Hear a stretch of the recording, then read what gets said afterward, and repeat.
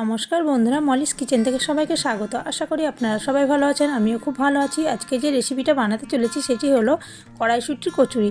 কড়াইশুঁটির কচুরি বানাতে এখানে নিয়েছি কড়াইশুঁটি। আমি কড়াইশুঁটিগুলো মিক্সিতে গ্রেট করে নিয়েছি, একবারে পুরো মোলায়েম করে নিয়েছি। এরপরে কিছু মশলা নিয়েছি, এখানে নিয়েছি আদা, কাঁচা লঙ্কা আর টমেটো, এগুলো আমি পেস্ট করে নিয়েছি। তারপর আমি এখানে ময়দা নিয়েছি, ময়দার মধ্যে দিয়ে দিলাম লবণ, সামান্য চিনি আর দিয়ে দিলাম তেল। সাদা তেল দিয়ে আমি ময়াম দিয়ে ভালো করে মেখে নিলাম। মেখে নিয়ে আমি এখানে ময়দাটা মেখে আমি ঢেকে রাখলাম, সামান্য সাদা তেল লাগিয়ে ঢেকে রাখলাম। এরপরে আমি কড়াইতে দিয়ে দিলাম সর্ষের তেল। তারপরে তেলের মধ্যে দিয়ে দিলাম কালো জিরে আর হিং ফোড়নে। হিংটা 4-5 সেকেন্ড মতো একটু ভেজে নিলাম। তারপরে আমি দিয়ে দিলাম কড়াইশুঁটির পেস্টটা দিয়ে আমি এখানটায় ভালো করে নেড়েচেড়ে নিলাম। কড়াইশুঁটির পেস্টটা আমি একটু ভালো করে নাড়াচাড়া করব। এদিকে আমি মশলা নিয়েছি কিছু ঘুগনির জন্য। এদিকে আলু আর মটর সেদ্ধ করে রেখেছি। তারপরে আমি এখানে আদা, কাঁচা লঙ্কা, টমেটো আমি বেটে নিলাম।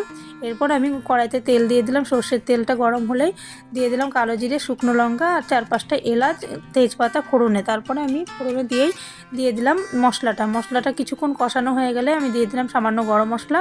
এরপরে আমি ভালো করে নেড়েচেড়ে নিয়ে আমি মটরগুলো দিয়ে দিলাম।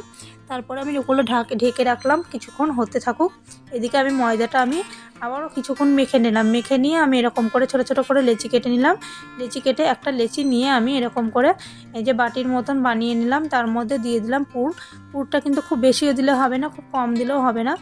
খুব বেশি দিলে কিন্তু বেরিয়ে যেতে পারে বেলতে গিয়ে। এই যে আমি এরকম করে বেলে নিলাম। আর খুব কম যদি দেন তাহলে কিন্তু খেতে কিন্তু খুব একটা ভালো লাগবে না। এই জন্য মিডিয়াম করে 1 চামচ করে দিয়েছি আমি। এই যে এরকম করে আমি হালকা হাতে বেলে নিলাম, একটুও কিন্তু বেরোবে না। এবার আমি একটা একটা করে সবগুলো আমি বেলে নেব। বেলে নিয়ে তারপর আমি এবার এই যে এরকম করে বেলে নেব। খুব সুন্দর বেলা হয়, আস্তে আস্তে হালকা হাতে বেলতে হবে। এবার আমার বেলা হয়ে গেল। এরপরে আমি কড়াইতে তেল দিয়ে দিয়েছি। তেলের মধ্যে আমি এগুলো কয়েকটা ভাজার পরে আমি এগুলো ভিডিওটা দেখাচ্ছি। এবার আমার সবগুলো কচুরি বানানো হয়ে গেছে। এবার আমি ঘুগনির সাথে পরিবেশন করব।